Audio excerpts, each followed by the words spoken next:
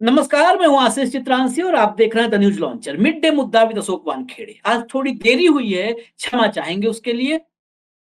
योगी के मंत्री हैं, बोला 2 मिनट के अंदर दिमाग ठीक कर दूंगा। ज्यादा सवाल पूछा तो आज बड़ी प्रसन्नता है मुझे, आत्मीय प्रसन्नता, दिल से खुश हूं। पिछले 10 साल में जिले में पहली बार एक पत्रकार देखा। शेर, सैल्यूट है इसको। जिस मंत्री ने योगी के कहा था 2 मिनट में दिमाग ठीक कर दूंगा, उसका उसी मंच पर दिमाग ठीक कर दिया। और मंत्री जी मंच छोड़ करके निकल लिए, भागे वहां से और वहीं कुर्सी पर डटा रहा। इस पत्रकार को सलूट है। और आज इसी पत्रकार के लिए और इस पत्रकारों से इस पत्रकार से पत्रकारों को ऊर्जा मिले, प्रेरणा मिले, इसके लिए आज हम मिड डे मुद्दा लेकर के आए हैं। हमारे साथ भाऊ जुड़ गए हैं। भाऊ को जोड़िए, कंट्रोल।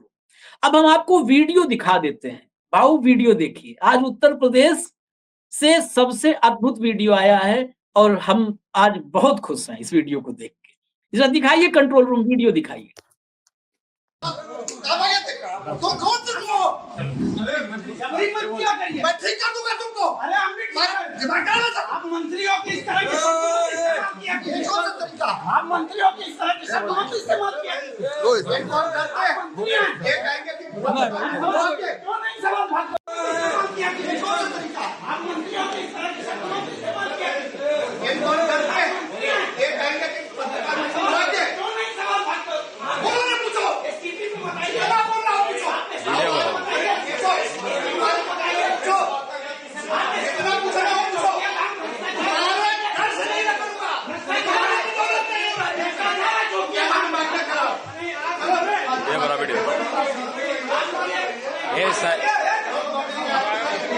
हटो यार, बना भी नहीं रहे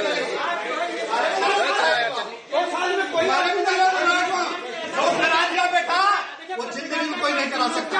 जौनपुर में विकास कराया आप जैसे मंत्री बहुत देखे आप जैसे मंत्री भ्रष्टाचार में आपने डूबे सब लोग और बतियाएंगे।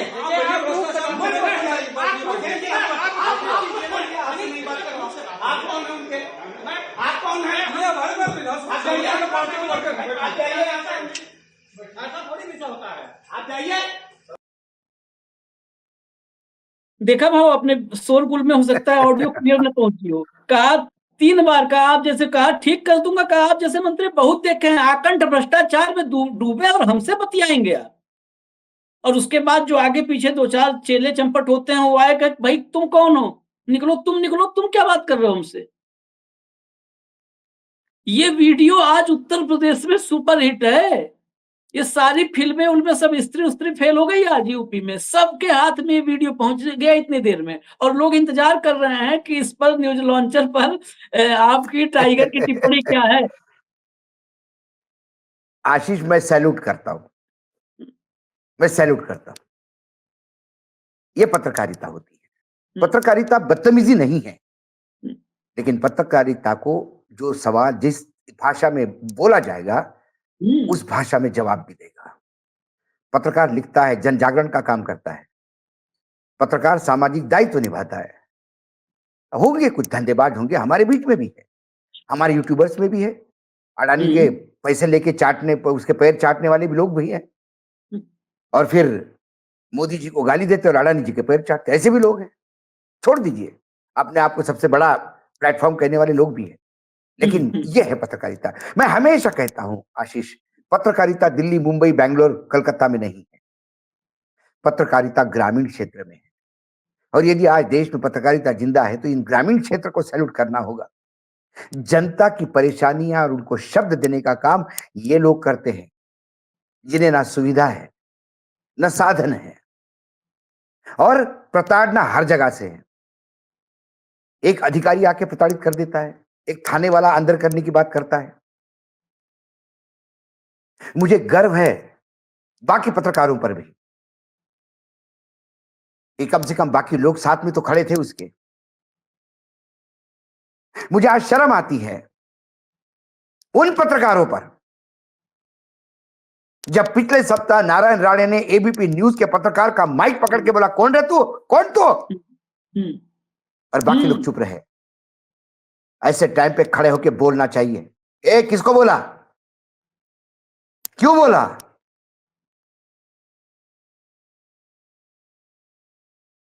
पत्रकार मतलब ये गरीब की जोरू हो गई, जैसे गांव में कहावत होती है। स्मृति ईरानी मालिक से बात करेगी, बोलेगी कुछ अखबार में काम करता है तू तड़ाक करके बात करेगी। इनके बाप के नौकर है क्या। पत्रकारों ने बहिष्कार कर दिया तो ये इनकी औकात क्या होगी। आज उस पत्रकार का साथ देने की जरूरत है। होंगे, ये वायरल हो गया वीडियो, सत्ताधीशों को तकलीफ तो होगी। हाँ, खूब होगी। एक मंत्री का, मैं कहता हूं मंत्री को अधिकार होता है कहने का। बाला साहेब ठाकरे भी का भी एक वाकया है औरंगाबाद वाला, जिन्होंने कहा कि ये एक प्रेस कॉन्फ्रेंस मेरी है, मैंने बुलाई है। तो मैंने जिन लोगों को बुलाया वही लोग यहां बैठे, जो लोग नहीं बुलाए गए वो लोग यहां हैं। मैं हाथ जोड़ के विनती करता हूं, आप निकल जाइए। मैं आपको बार बार रिक्वेस्ट कर रहा हूं, आप निकल जाइए इस प्रेस कॉन्फ्रेंस से, क्योंकि ये मैंने बुलाई है। ये मैं तय करूंगा कौन आएगा कौन नहीं आएगा। नहीं तो मेरे पत्रकार आपको, मेरे कार्यकर्ता आपको उठा के भाग भेज देंगे, तो फिर बुरा मत मानिएगा। कम से कम इतनी तमीज तो थी बोलने की के लिए कि आपको बुलाया नहीं, आप बाहर जाइए। ये सज्जन बोलते थे कि भैया आप पत्रकार होंगे, हम आपको जवाब देना नहीं चाहते। पत्रकार के हर सवाल का जवाब देना अनिवार्य नहीं है, लेकिन आप चुप्पी साधिए, इस सवाल का मैं जवाब देना नहीं चाहता। कई बार होते हैं, कई लोग कहते कि नहीं, नो कमेंट ऑन दिस, या आपने भ्रष्टाचार के आरोप लगाए, मैं चेक करूंगा इसको। मेरे लिए ये आज पहली बार आपने सुना है, मैं चेक करवाता हूं। ये बात होती है, ये एक मैच्योरिटी होती है। लेकिन फिर क्या, चाय से केटली गरम, उधर बाबा गरम लखनऊ में, वो पत्रकार को मां बहन की गाली देती है। वो भी ठीक कर देते हैं सबको, अभी 2 मिनट में ठीक कर दूंगा, ये भी ठीक अभी कर देते हैं। ठीक कर दूंगा। उनके ऊपर वाले, ए सफेद टी शर्ट वाला, ए सफेद वाले, ए कैमरा इधर देख, ये इनके संस्कार है बात करने के। हम तो मराठी भाषिक हैं। हम पहले जब आए यूपी के खासकर लोगों से जब बात होती तो वो कहते थे कि हम आना चाहते हैं। तो हमने बोला कितने लोग आना चाहते भाई। अरे बोले हम आ रहे। तब पता पड़ा हम और आप, ये शब्द मैं और तुम से कितने अलग है। ये सीखे हैं हमने। इस उत्तर प्रदेश से तहजीब निकलती है, इस उत्तर प्रदेश की भाषा की एक मिठास है। डांटते भी तो बड़े प्यार से। आप ब्रिज भाषा देखिए, आप भोजपुरी देखिए, एक मिठास है इस भाषा में। उसमें यदि तुझे देख लूंगा, बात कर लूंगा, ये ऊपर से नीचे पर्कुलेट आया। चाय से केटली गरम, मैंने कहा ना, प्रधानमंत्री अमित देवगन को डांट देते हैं, ये शब्द मेरे मुंह में मत घुसेड़ो आप। ऐसा मैंने कभी नहीं कहा। क्या क्या बड़ा गुनाह किया था अमित देवगन ने। एक ही बात पूछ ली थी बेचारे ने, एक ही बात पूछ ली थी बेचारे ने कि कांग्रेस यदि सत्ता में आएगी तो यहां मंदिर पे ताले लग जाएंगे, ऐसा आपने कहा था। उनने तो बहुत अच्छा बॉल दिया था साहब को, साहब इसमें सिक्सर मारे, कुछ और बोले। उनने तो पार्टी का समर्थक होने की वजह से या अंध भक्त होने के कारण अमित देवगन ने तो एक प्लेटफॉर्म दिया साहब को बोलने के लिए। साहब किस मूड में थे पता नहीं, साहब ने डांट दिया। अमित देवगन को बुरा लगा, बेचारे को लगा ही होगा, कोई भी होता इंसान तो। उधर अमित शाह जी कैसे कहती है मैंने आपको बताया, उधर स्मृति ईरानी कैसे कहती है, और इधर ये सज्जन। मतलब लिहाजा देखो इसका जो भाव आपने कहा ऊपर से नीचे आने का, ऊपर से नीचे आने का, यही जब आपने चर्चा की, कर दी, अब छेड़ दी चर्चा, यही प्रधानमंत्री हैं जब मुख्यमंत्री थे गुजरात के। ये संस्कार आए कहां से हैं? तो विजय त्रिवेदी को हेलीकॉप्टर से उतार दिया था निर्जन स्थान पर। बेचारे विजय त्रिवेदी वरिष्ठ हैं हम लोगों के, वो कैसे वापस पहुंचे? ऐसे जगह उतार दिया जहां पे साधन नहीं मिल रहा था। जहां हेलीकॉप्टर में मूड खराब हो गया वहीं पे कहा यहीं पे उतर जाओ। वो तो कहो आप कि नीचे जमीन पर उतार के हेलीकॉप्टर उतारा था, हवा में से ही नहीं उतार दिया। हाँ, कि हवा में से अब यहीं से उतर जाओ, जंप कर जाओ। तो ये लोग तो इन लोगों को लगता है ये सत्ता में ऐसे कि इनको पत्रकार कीड़े-मकोड़े लगते हैं और पत्रकारों की गलती ये है कि इनके चरणों में लौट करके अपने आप को कीड़ा-मकोड़ा साबित कर रहे हैं। आज ये साबित कर दिया कि नहीं कीड़ा-मकोड़ा नहीं है, पत्रकार ने जी लेके दिखा दिया। और मैं आज इस मंच से अभी कह रहा हूँ कि इसके पहले क्योंकि एक उदाहरण है, एक क्या कई उदाहरण है, जिस भास्कर के पत्रकार को धमकाया था स्मृति ईरानी ने, उसकी नौकरी चली गई थी, खा लिया था नौकरी। इसी जौनपुर के बगल में, पास में, मिर्जापुर में मिड डे मील का एक खुलासा किया था, उस इस दुनिया में नहीं है वो पत्रकार, उसको उसके संस्थान ने डिसोन कर दिया, वो जेल में रहा, लंबे वक्त तक जेल में रहा। आज वो दुनिया में नहीं है वो पत्रकार। उसी संस्थान से ये भी पत्रकार जुड़ा हुआ है। इसलिए मैं ऐलान कर रहा हूं, ये हम दोनों तरफ से है कि अगर इस पत्रकार को भी डिसोन करते हैं, क्योंकि इसने तो कर दिया साहस, अब बात तो ऊपर तक जाएगी। नौकरी खाने में तो ये लोग, नौकरी तो दिया नहीं किसी को, खाने में तो एक्सपर्ट है। आज जिम्मेदारी के साथ कह रहे हैं कि न्यूज लॉन्चर वैसे ही विज्ञापन किसी से नहीं मांगता कि विज्ञापन रिपोर्टर से हमको लेना है। इस पत्रकार के साथ जहां खड़ा होना होगा हम खड़े रहे। न्यूज लॉन्चर खड़ा यकीनन रहेगा, न्यूज लॉन्चर का प्लेटफॉर्म इस पत्रकार के साथ है, ये ऐलान है। यकीनन यकीनन बिल्कुल बिल्कुल आपने मेरे मुंह की बात छीन ली। मैं कहने ही वाला था कि चित्रांश, मैं आपसे रिक्वेस्ट करता हूं कि उस पत्रकार को अकेला न समझे। उसके साथ हम जो कर सकते हैं उसके साथ हम तन मन धन से खड़े हैं, जितना कर सकते हैं। लेकिन पत्रकारिता जिंदा रहनी चाहिए। मैं ये नहीं कहता हूं कि आप बदतमीजी करें। उसने कोई बदतमीजी नहीं की थी, उसने कोई प्यार से नहीं। सवाल पूछा था। और जब आप धमकाने आओगे तो सुनेगा कौन? जब किसी ने कोणाचारे माइक कहा, जब बोला नारायण राणे ने, ए राणे तमीज से, तो समझ में आती।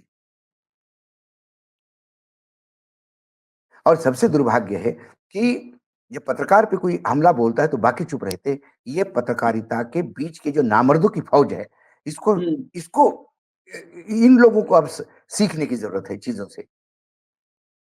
हमने कई बार कहा, कई प्लेटफॉर्म पे हमारे साथ आशीष ऐसा हुआ कि एंकर पे निकल लेता है बीजेपी वाला या कांग्रेस वाला, कोई भी एक स्पोक्स पर्सन जो है वो एंकर को गालियां देने लगता है।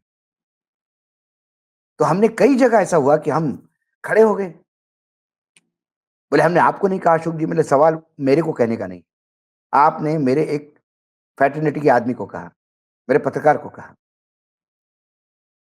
शरद पवार जी के घर से, आशीष किस्सा सुनाता हूं आपको, कोई महिमा मंडन नहीं कर रहा हूं। शरद पवार के घर शरद पवार जी ने लता मंगेशकर जी को भारत रत्न मिलने पर एक डिनर पार्टी रखी थी। गणमान्य नागरिक, दिल्ली में गणमान्य नागरिक बुलाए थे, पत्रकार, सीनियर पत्रकार बुलाए थे मराठी के, उसमें हम भी थे, कुछ हिंदी के भी थे। उसमें एक फोटोग्राफर लता जी का फोटो खींचना चाहता था। डिनर के बाद मराठी कविताओं का और मराठी गानों का कार्यक्रम था। कार्यक्रम के लिए लोग बैठे थे। दीदी सबसे आखिरी में खाना खा रही थी आराम से। तो फोटोग्राफर ने कहा, दीदी मेरे पास आपका खाना खाते हुए फोटो नहीं है, आप इजाजत दे तो मैं निकालूं। तो दीदी अच्छे मूड में थी, इन्हें कहा निकालो। हम साथ में खड़े थे, मैं था, मेरी पत्नी भी पत्रकार है, नवभारत टाइम्स में है, वो भी साथ में खड़ी थी। और फिर दीदी ने पूछा उसको कि मैं क्या खाऊं, क्या खाते हुए फोटो निकालना चाहते हो? तो किसी ने वहां कहा कि हमने सुना कि लता मंगेशकर अचार नहीं खाती, गला खराब होता है इसलिए। तो उन्होंने कहा कि अरे ये सब भ्रांतियां हैं, मैं अचार तो बहुत चटकरा लगा कि खाती हूँ, अचार है तो ले आओ। तो तुरंत वहां अचार लाया गया। इसमें थोड़ा 2-4-5 मिनट लग गया। वहां संगीत के लिए लोग दीदी का इंतजार कर रहे थे। तो शरद जी आए, बोले बहुत हो गया, चलिए चलिए चलिए। तो उस फोटोग्राफर को बोले नहीं अभी फोटो नहीं खींचोगे। तो मैंने कहा कि शरद जी वो 2 मिनट। लता जी ने बोला बस आखिरी एक फोटो, उसमें कि टाइम लगना ही नहीं, दीदी खा ही रही खाना। लता जी ने कहा कि शरद राव नको नको मी सांगितलं राहू द्या। शरद पवार अलग मूड में थे। शरद पवार ने उस फोटोग्राफर को एकदम ऐसा बीच में जाकर चलो निकल यहाँ से, डांट दिया। और हेजिब थे, अभी नहीं है, स्वर्गवासी हो गए हैं। वो महाराष्ट्र इन्फॉर्मेशन के बड़े ऑफिसर थे यहाँ दिल्ली में। तो उनको उन्होंने पूछा कि हे जी, कैसे-कैसे लोगों को बुलाया तुम? एक साथी फोटोग्राफर को, मैं उस फोटोग्राफर को जानता भी नहीं था। किसी हिंदी अखबार का था बेचारा। लेकिन चेहरा, हम टकराते हैं आपस में तो कई बार चेहरा जाना-पहचाना था।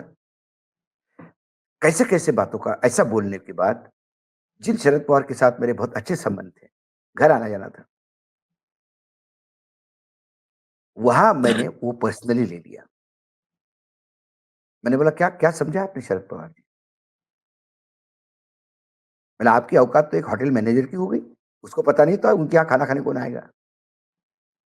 मैंने आपके ऑफिस से इन्विटेशन पहुँचे थे तभी लोग आए यहाँ पे। और आप बोलते हो कैसे-कैसे लोगों को बुलाया?" शरद जी बोले, "नहीं, मैंने तुम्हें नहीं कहा।" मैंने बोला, "नहीं, तुम्हें नहीं कहा, सवाल मुझे कहने का नहीं है। मेरे एक फोटोग्राफर को कहा।" आशीष, वो झगड़ा इतना बड़ा हो गया कि लता जी से लेके सब बीच में आए, लेकिन ना पीछे मैं हटा, ना शरद जी हटे। अल्टीमेटली हमने बायकॉट किया उसका। 8-10 पत्रकार जो थे, जिनकी रीढ़ की हड्डी थी, उस प्रोग्राम से निकल गए बाहर। मुझे रात भर नींद नहीं आई। सुबह मयूर विहार में देना बैंक 9 बजे खुलती थी। मैं देना बैंक में गया, ₹1000 का ड्राफ्ट बनाया और मैंने शरद पवार जी को ड्राफ्ट भेजा। साथ में पत्र लिखा कि आपने लता जी के भारत रत्न मिलने पे उपलक्ष्य में जो पार्टी दी उसके लिए धन्यवाद। मराठी लोगों का आपने सम्मान किया इसलिए धन्यवाद। आपने मुझे और मेरे पत्नी को आपके घर खाना खाने के लिए बुलाया इसलिए धन्यवाद। लेकिन मैं आने के बाद मुझे लगा कि आप उस लायक नहीं हैं कि जिसके यहाँ मुझे खाना खाना चाहिए। और ये बात मुझे खाना खाने के बाद समझ में आई। तो वो जो खाना मेरे पेट में है, उस आत्मग्लानि से मैं रात भर सो नहीं पाया। तो मैं और मेरे पत्नी के ₹500 पर हेड के हिसाब से ₹1000 आपको मैं ड्राफ्ट से भेज रहा हूँ। और इसके बाद जीवन में आपके मेलिंग लिस्ट से मेरे पत्नी का नाम हटाइएगा। क्योंकि आपकी है कि नहीं पता नहीं, लेकिन हम इज़्ज़तदार लोग हैं। और उसके बाद करीब-करीब 20 साल तक शरद पवार जी से संवाद नहीं था। लड़ना चाहिए। यदि आप अपने साथी के ऊपर कुछ आरोप लगते हैं या कोई चढ़ जाता है, उस पे हमला करता है और आप चुपचाप बैठे रहते हैं, तो कल आपका नंबर होगा, आशीष। क्योंकि आप इन बदतमीज़ नेताओं को आप पनाह दे रहे हैं, उनको उत्साहित कर रहे हैं, उनकी ये भाषा सुन के। नहीं, कतई ये नहीं। ये बदतमीज़ी, स्थिति। देखिए पत्रकार कितना भी छोटा हो, कितना भी उसका सर्कुलेशन अखबार का छोटा हो, हाँ। यदि आपने उसको इनवाइट किया है, वो गेट क्रैश करके गया होगा, ये आपका प्रेरोगेटिव है। भाई हुँ, आप क्यों आए? हुँ, कल मैं कांग्रेस बीजेपी के ऑफिस में जबरदस्ती घुस जाऊँ, उन्होंने कहा कि वानखेड़े जी आप बैंड है। फिर भी हुँ, मैं घुस जाऊँ तो फिर मेरी गलती। हाँ। लेकिन यदि मुझे बुलाया जाता है और जाने के बाद कोई बदतमीज़ी से पेश करता है, तो उस बदतमीज़ी का जवाब बदतमीज़ी से देना है। नहीं, और बिल्कुल। आशीष, दूसरी बात मैं कहता हूँ, ये बदतमीज़ी मैंने कांग्रेसियों में देखी थी, लेकिन ये बदतमीज़ी भाजपा में नहीं थी। एक मैं हुँ, विद ड्यू रिस्पेक्ट कहता हूँ। मैंने कुशाभाऊ ठाकरे से लेके तमाम पार्टी के अध्यक्ष देखे, मैंने जनरल सेक्रेटरी देखे, मैंने अटल जी, आडवाणी जी तक का कार्यकाल देखा। प्रमोद महाजन बहुत बदतमीज़ हुआ करते थे, लोग कहते थे। लेकिन वो भी इस टाइप की बदतमीज़ी नहीं करते थे कि मुँह पे बोल दे कि तेरे को निपटा दूँगा, तेरे को दिखा दूँगा, तेरी औकात क्या है? ये शब्द कभी प्रमोद महाजन भी नहीं कहे। प्रमोद महाजन हो सकता है बाद में आपको तकलीफ दे, लेकिन मुँह पे सब कम से कम एक तमीज़ होती थी। इनको सवाल पूछने पे डीपी यादव ने बीजेपी जॉइन कर ली थी। हुँ, मैं बता रहा हूँ आपको। अशोका रोड 11 अशोका रोड पे प्रेस कॉन्फ्रेंस हुई। सारे पत्रकार बैठे, हम लोग डीपी यादव को इंट्रोड्यूस किया गया कि डीपी यादव भाजपा जॉइन करेंगे। एक सीनियर पीछे से पत्रकार उठ के खड़ा हो गया, अंग्रेजी अखबार का था। उन्होंने कहा, दाऊद और इब्राहिम को कब जॉइन करवा रहे हो? हुँ, जब बाहुबली, डॉन और माफियाई आपके पार्टी में जरूरत हो गई है। किसी ने उसको नहीं कहा कि कैसे बदतमीजी से बात करते हो। हुँ, ये उस सवाल, पहला ही सवाल था और वही प्रेस कॉन्फ्रेंस रुक गई। उन्हें कहा कि अभी थोड़ी देर बाद, ऐसा करके वो अंदर चले गए और डीपी यादव का प्रवेश रुक गया उस दिन। लेकिन एक ये गैरत होनी। गैर गैर गैरत। आडवाणी जी के खिलाफ लगातार माननीय चटर्जी ने कई संघ और बीजेपी के खिलाफ आर्टिकल गए होंगे माननीय चटर्जी के, मैं नाम लेके कह रहा हूं, टेलीग्राफ में लिखती थी। हम्म, माननीय चटर्जी ने क्रिटिसाइज करने के बाद भी आडवाणी जी उनका उल्लेख करते थे। ये ये एक भी ऐसे भी सजेशन आते हैं उनके आर्टिकल से, हमको भी समझ में आता है कि हमारी गलतियां कहां हो रही।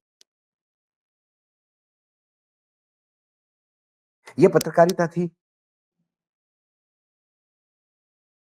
टाइम्स ऑफ इंडिया लगातार जवाहरलाल नेहरू के खिलाफ लिखते थे, और खासकर चीन का डिबेकल होने के बाद, चीन से युद्ध हारने के बाद, तो जवाहरलाल नेहरू को तो बुरी तरह से पीटा ठोका था। उसके बाद प्रधानमंत्री कार्यालय में पत्रकारों को बुलाया गया किसी इवेंट पर, और जब लिस्ट में प्रधानमंत्री जी ने कहा कि भाई उनको बुलाया कि नहीं, तो सब चुप हो गए। बोले सर वो बहुत खिलाफ लिखते हैं आपके। बोले उनका नाम सबसे टॉप पे होना चाहिए। वो मेरे से इसलिए नहीं खिलाफ लिखते कि मेरी उनसे कोई दुश्मनी है, हो सकता है मेरी कार्य प्रणाली में उनको कुछ गलतियां दिख रही हो, ऐसे व्यक्ति को आप नहीं बुलाओगे, टॉप पे होने चाहिए। और ये किस्सा मैंने राज्यसभा के डिस्कशन में सुना। जो वर्तमान में राज्यसभा के उपाध्यक्ष है, वो जब उपाध्यक्ष नहीं थे तब एक डिबेट में उन्होंने ये बात कही, वरिष्ठ संपादक ने ये बात कही। तो पत्रकारिता का जो संबंध है, आज भी हम इतना बीजेपी के खिलाफ, मतलब लोग कहते हैं कि हम बीजेपी के खिलाफ बोलते हैं, हम तो सरकार को सवाल उठाते। देखिए, मुझे कोई कहे नरेंद्र मोदी या अमित शाह जी ने हमारा घोड़ा थोड़ी मारा है। अमित शाह तो आज भी मिलते हैं तो बड़े प्यार से बात करते हैं, और कैसे हैं अशोक जी, मेरे को तो बढ़िया भाई साहब, कृपा है आपकी। व्यक्तिगत जीवन अलग होता है। लेकिन ये 2014 के बाद इतना, मुझे खासकर बाकी लोगों में, नीचे में स्पोक्स पर्सन देखिए आप, दुश्मन हो जाते आपके। हाँ, मारपीट होने लगी है जबकि आजकल। आप, हाँ, मारपीट होने लगी है, बताइए, पकड़ा पकड़ी हो जाती है। क्योंकि आए कौन? अभी देखिए आप टेलीविजन डिस्कशन में क्या होता है, एक संघ का रिप्रेजेंटेटिव आता है, एक बीजेपी का रिप्रेजेंटेटिव आता है, और एक राजकीय विश्लेषक आता है जो संघ का होता है। संघ का होता है। उसके बाद मैंने राजकीय विश्लेषक ये लिखवाना छोड़ दिया चैनलों पे, टीवी चैनल पे, और मैं खास कर कहता था कि भैया राजकीय विश्लेषक मत कहिए, एक पत्रकार कहिए बस, वरिष्ठ भी मत कहिए।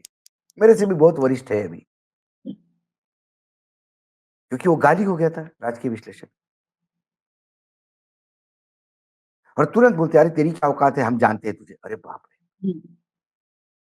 औकात सब कितना देखने लगे आजकल, औकात ये सब। समझ और में, उसमें कमी भाऊ, आज ये वीडियो आया, और आते ही ये वीडियो, आज के बहुत लोग कहेंगे कि चर्चा का विषय कैसे हो सकता है। चर्चा का विषय जरूरी है ये बिल्कुल इसलिए कि जिस चौथे स्तंभ की बात करते हैं, आपको याद होगा, शायद उस वक्त चर्चा में आप ही मौजूद थे, मैं लखनऊ से था। उन्नाव में एक पत्रकार को थप्पड़ मार दिया था, थप्पड़ खींच के यस मारा, यस यस, थप्पड़ मारा। और उस थप्पड़ कांड की देन थी, उस थप्पड़ कांड। बाद में मैंने सोचा, मैं कहा कि यही हालत है। और अक्सर आप और हम तो बैठ के चर्चा करते हैं, जिसको थप्पड़ मारा, उस आवेग में मैंने एक बड़ा फैसला, आप ही के सामने, आप बैठे थे चर्चा में, आप दिल्ली से बैठे थे, मैं लखनऊ से, और फैसला ले लिया कि जी मैं ये जो लगातार हो रहा है, मैं इसके विरोध में, इसका प्रतीकात्मक विरोध करूंगा। अब भाई हम लोग गांधीवादी आदमी हैं। यहाँ 600 किलोमीटर पैदल चले गए, रास्ते में थे तो पता चला वो पत्रकार जिसने थप्पड़ मारा था, उसके हाथ से लड्डू खा करके समझौता कर लिया था, दबाव बना।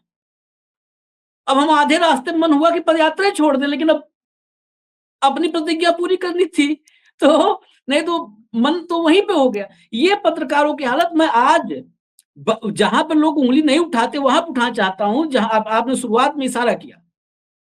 जब प्रदेश के सूबे के मुखिया की हालत यह है, जिस दिन वो एएनआई के पत्रकार को गाली दिया और वो रिकॉर्डिंग बाहर आई थी, ये आरओ के लिए, महीने के विज्ञापन के लिए सूचना विभाग की जो गणेश परिक्रमा करते हैं पत्रकार, जिनमें रीढ़ की हड्डी नहीं, बेगैरत बेशर्म, उस दिन से अगर बहिष्कार कर दिए होते सबको लगता है ना कि लोकप्रियता तो आज ये हिम्मत नहीं होती, किसी में नहीं हिम्मत होती। सबको पता चल जाता है कौन कितना लोकप्रिय है। दिन भर टीवी पे न दिखाया जाए, पूरे दिन टीवी पे चलता रहता है, योगी आदित्यनाथ ने हमला कर दिया, योगी आदित्य ने ऐसा निशाना साधा, जबरदस्त हमला किया। कई बार जब इतने बार हमला आता है तो मैं खोल के नक्शे में देखता हूँ कि चीन पाकिस्तान मैप में है कि नहीं है सुरक्षित, या हटा दिए गए नक्शे से। दिन भर हमला कर दिया योगी आदित्यनाथ, हमला कर दिया योगी आदित्यनाथ ने, बहुत करारा हमला किया इस बार। उस दिन से मतलब राजकीय बहिष्कार, कंप्लीट बहिष्कार कर देना चाहिए था मीडिया को, छोटे से बड़े तक मीडिया को बहिष्कार कर देना चाहिए था कि हम गालीबाज मुख्यमंत्री का कवरेज नहीं करेंगे, नहीं दिखाएंगे, अखबार में एक वर्ड नहीं छापेंगे, टीवी में एक शब्द नहीं दिखाएंगे। आप देखिए, अगर नहीं ये घुटनों के बल आ जाते, अहंकार, इनका अहंकार धूल धूसरित हो जाता, मिट्टी में मिल जाता अहंकार। उस समय अहंकार नहीं मिला तो आज ये गिरीश चंद है, कल शिरीष चंद होंगे, कोई ना कोई ऐसे ही रोज मिनट में, ऐसे मिनटों में अभी तुमको ठीक कर दूंगा, ऐसे रोज ठीक करते रहेंगे लोग।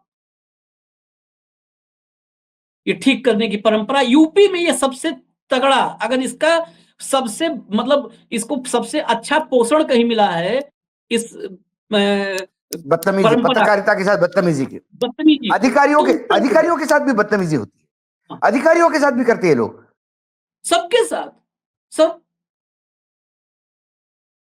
इस अगर आज खैर उसने एक माइलस्टोन सेट किया है, लेकिन एक मतलब फाइनल कमेंट, क्योंकि आज इसके लिए चर्चा शुरू करने के पहले अनजाने में कईयों ने फोन कर दिया कि इस पे सर आपको जो है नहीं करना चाहिए। देखिए आशीष, दो चीजें है आशीष, आपके साथ हमें काम करने में इसलिए मजा आता है आशीष, और हम आपके साथ इसलिए रहते हैं, आप हमारे संपादक हैं, क्योंकि आपने कभी भी आपने खबर के साथ कॉम्प्रोमाइज नहीं किया, और कभी भी आपने व्यूज ज्यादा आएंगे, टीआरपी के लिए काम नहीं किया।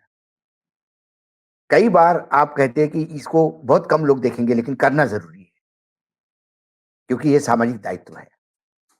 और उसी सामाजिक दायित्व में जब आपने कहा आज मेरे वजह से कार्यक्रम लेट हुआ, मैं आउट ऑफ स्टेशन हूं, मैं कहीं से भागा दौड़ी करके एक तो भयानक भाई येलो अलर्ट है राजस्थान में, और इतना भयानक बरसात हो रही है तो उसमें बच बचाते हुए आए हम, और थोड़ा सा लेट हो गया। लेकिन जैसे आपने सब्जेक्ट बताया, वो वीडियो देखने के बाद मुझे लगा कि नहीं, जो आपने बताया ना कि ये न्यूज लॉन्चर आपने ट्रस्ट बनाया है, और ट्रस्ट इसलिए बनाया है कि जब आप रिटायर्ड हो जाएंगे तो किसी अच्छे पत्रकार के हाथ में इसको सौंप के चले जाएंगे हम।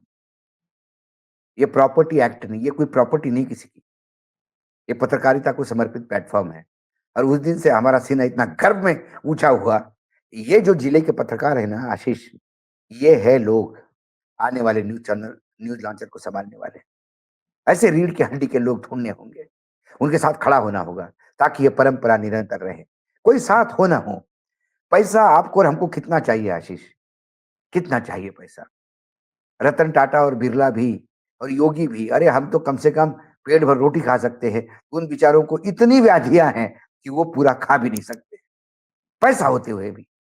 लेकिन मानसिक शांति चाहिए, सर उठा के जीने की आदत पड़ी है ना, वो हम कोई बहुत लैंडलॉर्ड घर की ना आप हो ना हम हैं, हम middle class, lower middle class के लोग हैं। लेकिन आज हमको गर्व होता है कि हम जो कर रहे हैं समाज में, कहीं ना कहीं समाज इसको एंडोर्स कर रहा है, इज्जत मिलती है। और ऐसे लोगों के साथ यदि हम नहीं खड़ा होंगे, यदि इस जिले के पत्रकार के लिए ये प्रोग्राम आज हम डेडिकेट नहीं करते, तो शायद मुझे लगता कि कहीं ना कहीं हम अपने मिशन में गलती करते। ये गलती होने से रोकी, और इस मिशन में, और हम ऐसे पत्रकार, फिर मैं कह रहा हूं, पत्रकारिता के मायने बदतमीजी नहीं, पत्रकारिता एक कर्तव्य के साथ है, बदतमीजी किसी के साथ नहीं। लेकिन हाँ, यदि आपके साथ कोई बदतमीजी करे, ताकत, पावर की ताकत दिखा के कि मैं वो भला मंत्री हूं, वो मंत्री है, तो फिर इस लेखनी की ताकत इतनी है कि फिर ये तोप का भी मुकाबला कर सकती है। पहले ही ऐलान कर दिया हमने भाव की तरफ से भी कि मुकाबला तोप का भी कर सकते हैं और करेंगे। इस मामले में या जब भी पत्रकारों का विषय होगा कहीं भी, न्यूज लॉन्चर, मैं और मेरे भी अग्रज बड़े भाई, हम लोग हर जगह पर खड़े मिलेंगे। इजाजत दीजिए, आज चलते चलते फिर सैल्यूट है और बाकी पत्रकारों के लिए एक सीख है। देखिए, अपने जमीर को, पत्रकारिता से आप कब इंसाफ कर पाएंगे? जब आपका जमीर जिंदा होगा। इसलिए नहीं कि हमने बदला ले लिया, मंत्री को जवाब दे दिया, झुका दिया। जमीर जिंदा होगा तभी तो पत्रकारिता करोगे साहब। तो पत्रकारिता करने के लिए, अगर आप पत्रकार हो तो पत्रकारिता करने के लिए जमीर को अपने जिंदा रखिए। इजाजत दीजिए, कल दोपहर फिर मिलेंगे भाऊ के साथ मिड डे मुद्दा विद अशोक वानखेड़े में। नमस्कार भाऊ।